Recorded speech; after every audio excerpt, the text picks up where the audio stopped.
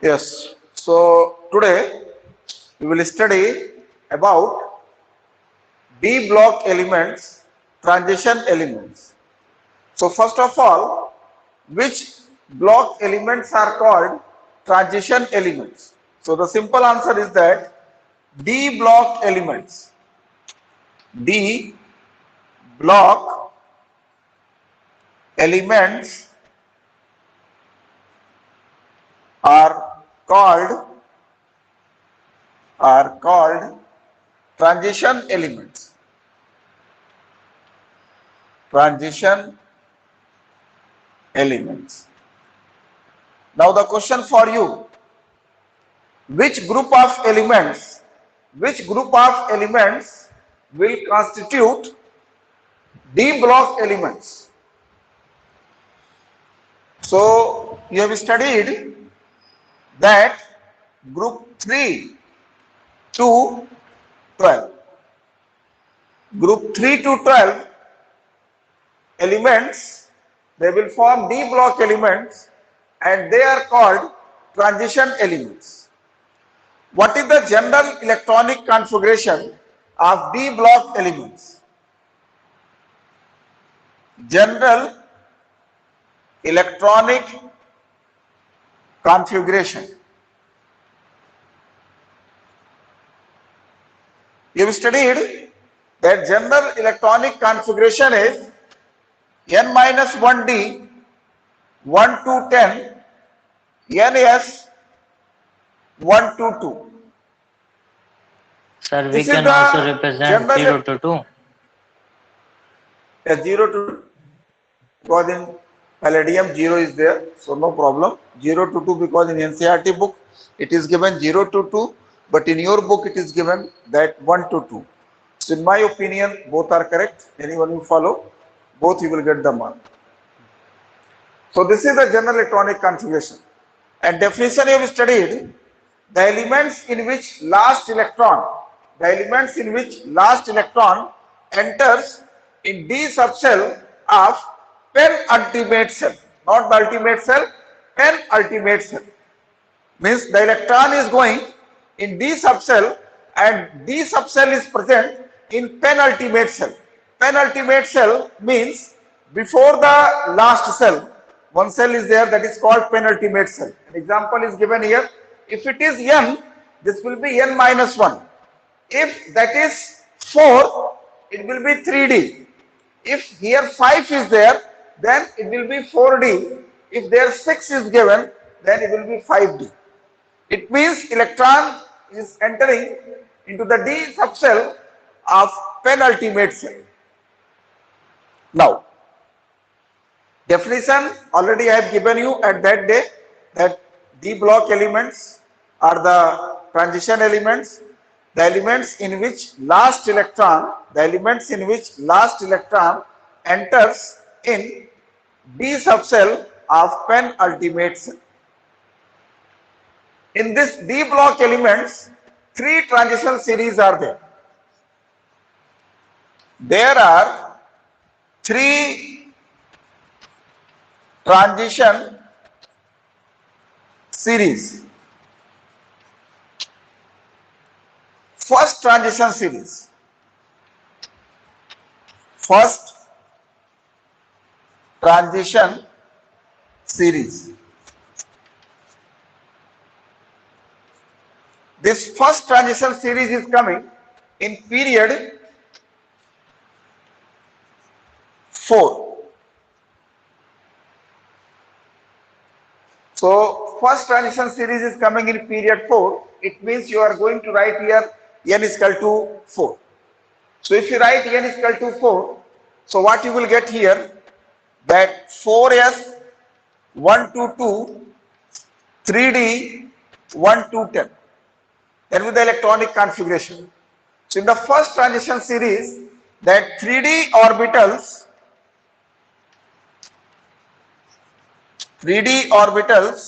are filled,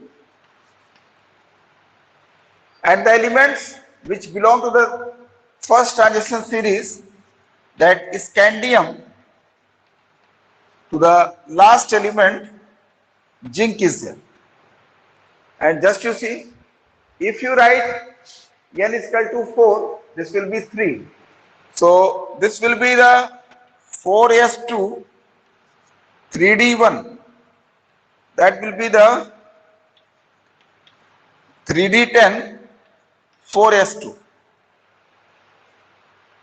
So in the transition elements, 3 transition series are there. That first one is from scandium to zinc. In this first transition series, electrons will be filled in 3d orbital or 3d subshell. So 3d subshell electrons are filled. Now, second transition series. Can I rub now? Yes, sir. Yes, sir. Wait, sir. Wait. Yes.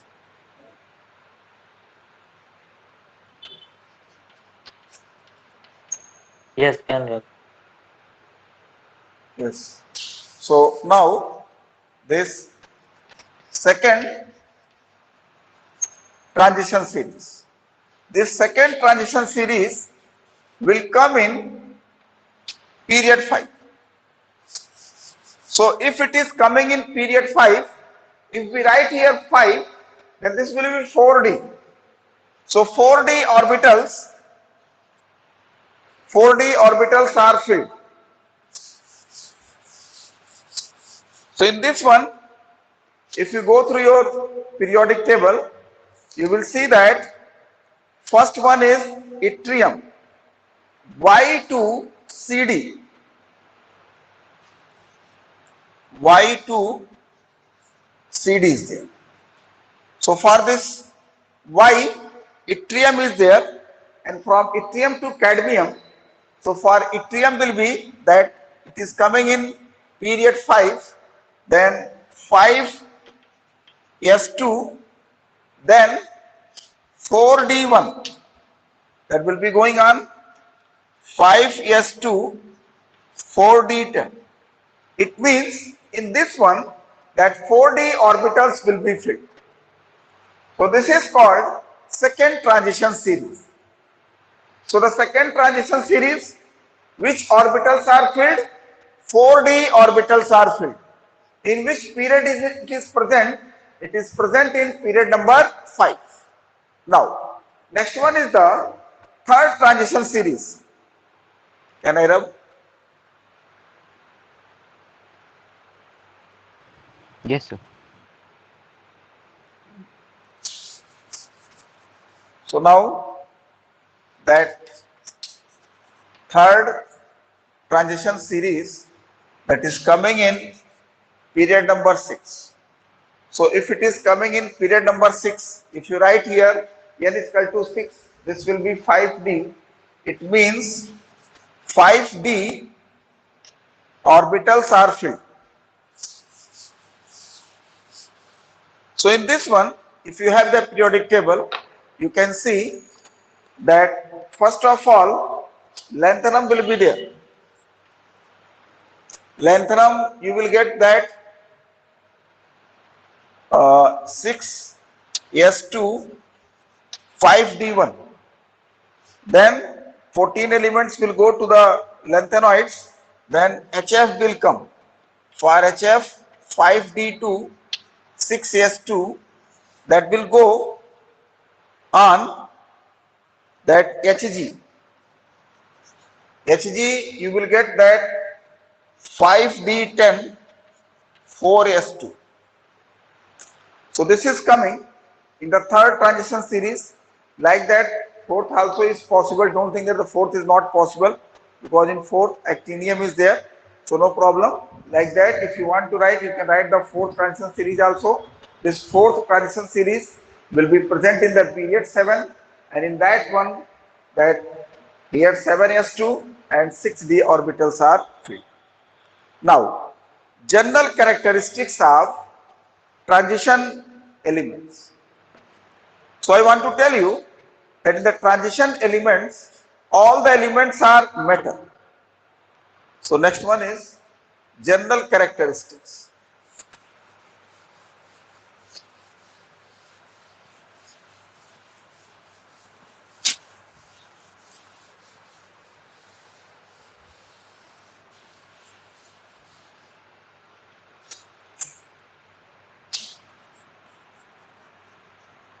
general characteristics. So first of all, I want to tell you that all our metals in this one, all our metals, they are having high melting and boiling points. That all elements are metals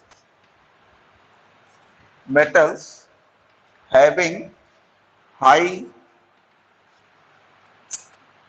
MP and B.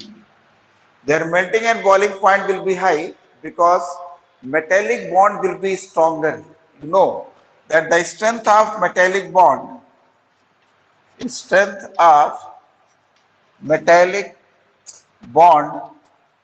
is directly proportional to number of valence electrons and inversely proportional to atomic size. So these metals, they have electron from the outer shell and penultimate shell. It means from both the cells, electron participate in the bonding. So that's why strength of the metallic bond will be stronger. So if you want to break that bond, you need more amount of energy. So that's why the melting and boiling points will be high for transition elements. And if you go through the transition elements, they are showing the variable valency. The second important characteristics, that variable oxidation state. For the representative elements, you take the valency, but for the transition elements, transition metals, we take the oxidation states. For example, you are familiar that iron is showing +2, +3, mercury is showing +1 and +2. Like many more metals are there, they are showing the variable oxidation state. They have the catalytic property. These elements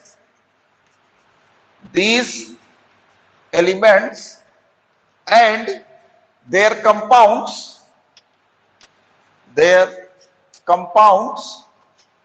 are used as catalyst. I can give you the example. You have studied in class 10.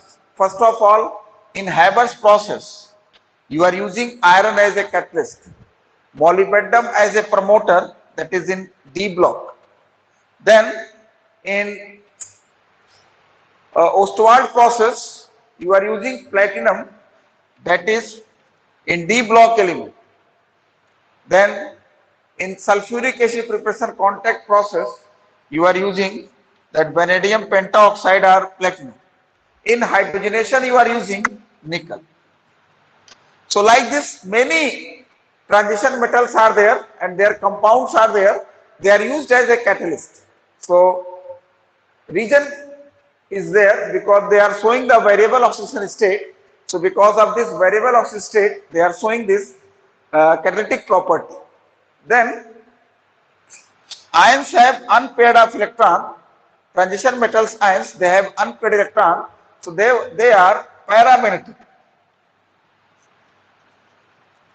Transition metal ions have unpaired electrons, so they are paramagnetic. You must be familiar with the magnetic properties. Some substances are there. If you keep in a magnetic field, no effect will be there. They are called diamagnetic. Some substances are there, if you keep in a magnetic field, they will be magnetized as long as they are present in the magnetic field. So such substances are called paramagnetic. And some substances are there, if you keep in a magnetic field, they will become permanent magnet. And that substances are called ferromagnetic substances.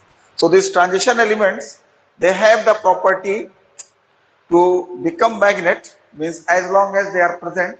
The reason is that they have unpaired electron.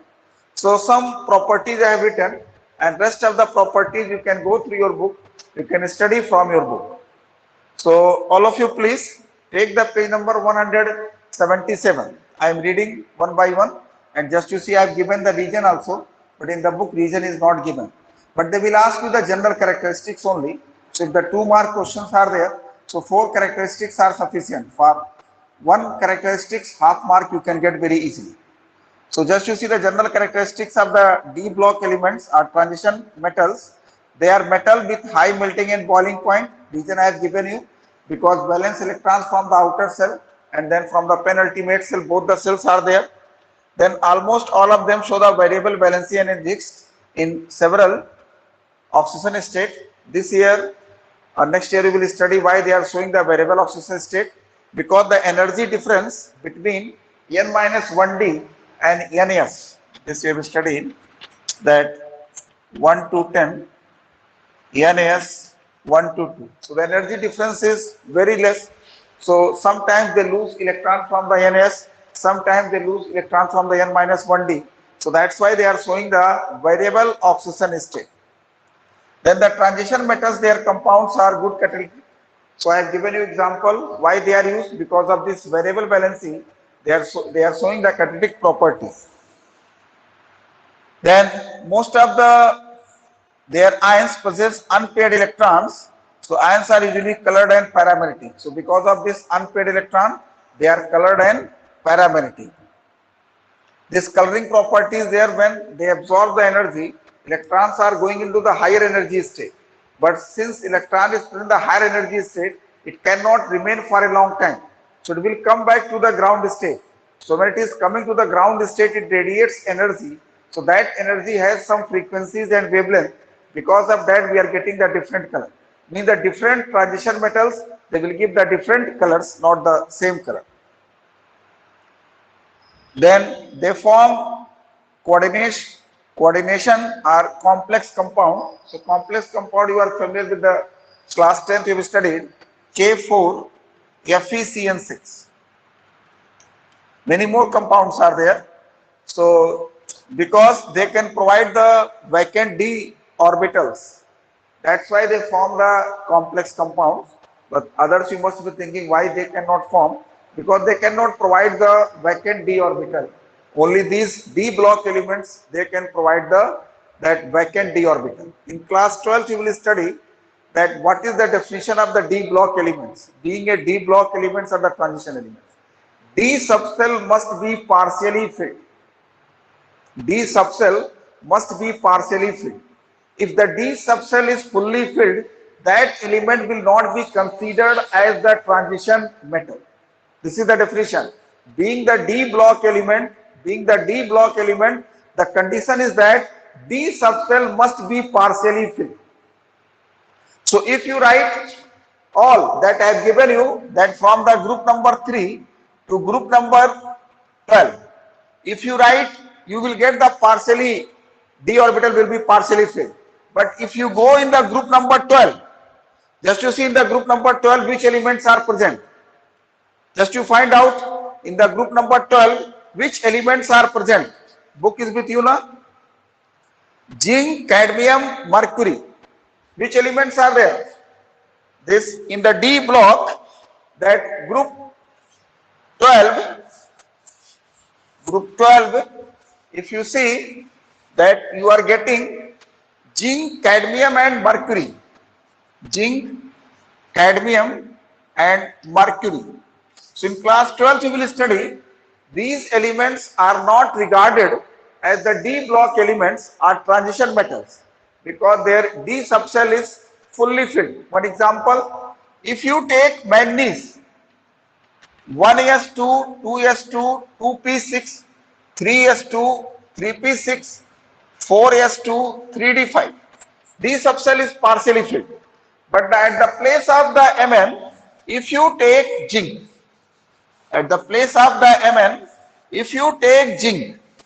then what change you will see? Just you see, in case of zinc, Atomic number 30 is there. 1s2, 2s2, 2p6, 3s2, 3p6, 4s2, 3d10. So this 3d is fully filled. In the same way, this one is 4s2, 3d10. Here 5s2,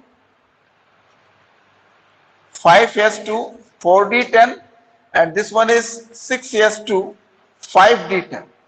So all these elements are not regarded as a transition metals, as a transition elements, because their d orbitals are fully filled. So you must be solving the objective questions. In that objective questions, some questions are given that they are not treated as a transition metals. So what is the reason? Reason is this one, their d orbital is fully filled. But even though they are kept in a d block elements, but they don't follow the definition of the d block. So here what you have to learn in this one, you have to learn that general characteristics, definition, and general electronic curves. 3 points are important. Definition of the transition metals, first general electronic configuration, then general characteristics. 3 points you have to keep your mind, and these 3 points will be asked to you in the examination. Now next one is inner transition elements.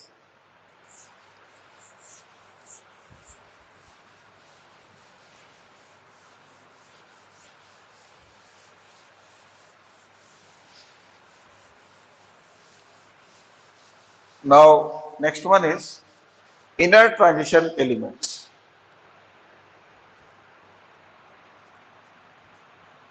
Inner transition elements. F block elements. So these F block elements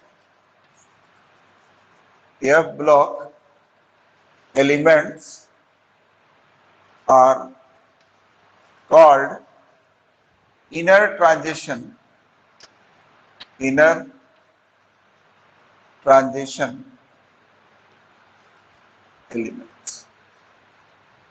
Inner transition elements or inner transition metals, both you can say, both are correct. So both are correct. Now general electronic configuration. General electronic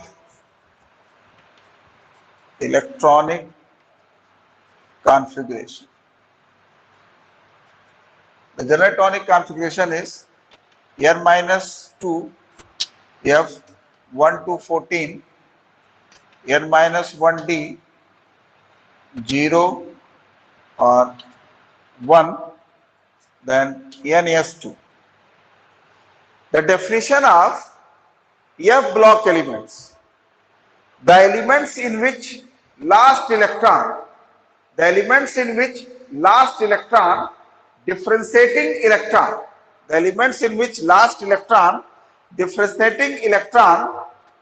will go in F subcell of anti-penultimate cell.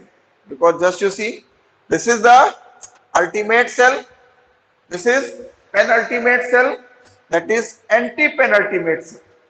So in the F block elements, electrons are filled into the F subcell of anti-penultimate cell.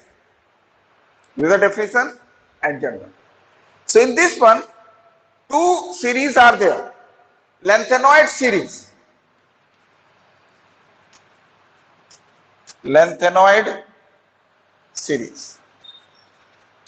This lanthanoid series is present in period 6. So if you take n is equal to 6 there, what you will get? You will get 6s2, 5d, 0 or 1, then 4f. It means in lanthanoid series 4f orbitals are filled. In lanthanide series, 4f orbitals are filled. So, in lanthanide series, which elements are there? That cerium to lutetium. Cerium atomic number is 58 to 71. So here 4f1 and there 4f14. So this lanthanoid series elements, they are also called rare earth elements. They are also called rare earth element, and lanthanoid series 14 elements are there from cerium to lutetium. And they are present in period number 6, and when you fill up the electrons in lanthanoid series, then 4f orbitals will be filled. Now, next one is actinoid series. Actinoid series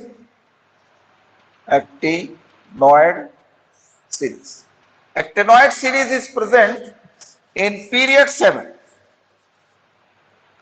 Actinoid series is present in period 7. So if you take the general electronic configuration and just you take n is equal to 7 here, then this will be 7s2, 6d, 0 or 1, then 5f 1 to 14. It means in lanthanoid series 5f orbitals are filled. In this one 5f orbitals are filled. In the lanthanoid series, actinoid series, that elements will be from thorium to lawrencium. This is thorium to lawrencium, that 90 to 103. This is atomic number 90 to 103. And here 5f orbitals will be filled. So for the thorium 5f1, and this one is 5f14. Here actinoid series elements, they are called radioactive elements. And I want to tell you, after uranium,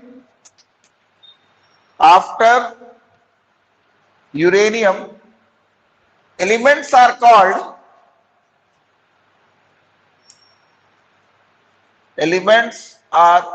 called transuranic element,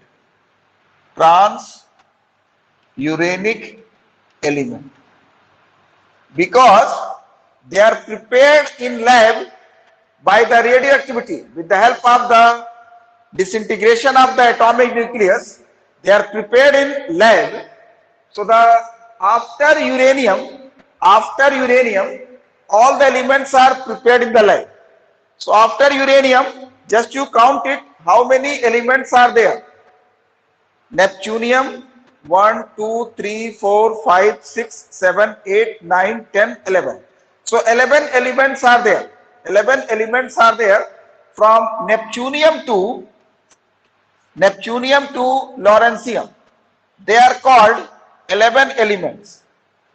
11 elements. Now this question is very common if you are going for any competitive examination. First transuranic element.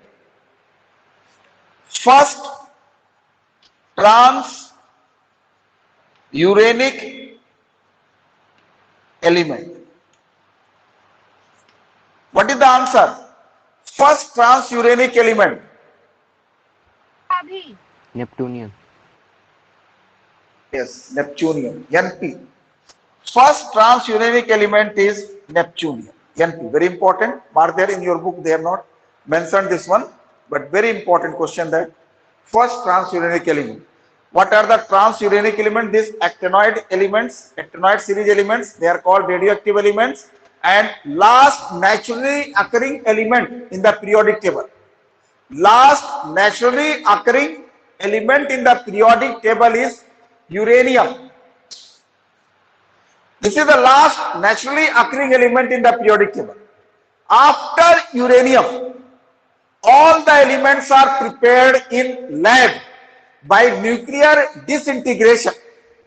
After uranium, all the elements are prepared in lab by nuclear disintegration.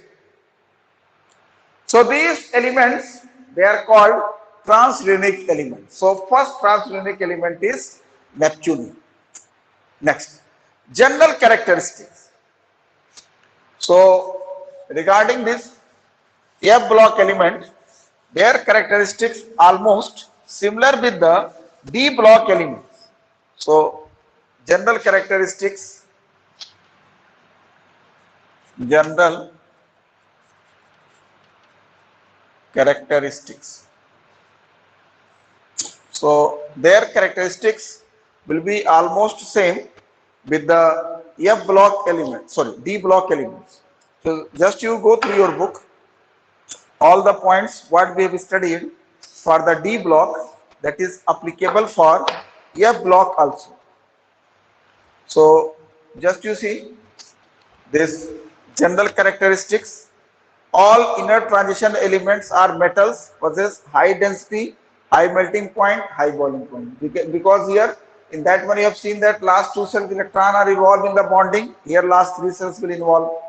Then they show the variable valency and exist several oxidation state. Same region here also they will show the variable oxidation state, because the difference of these three orbitals, these three subcells energy difference is very less.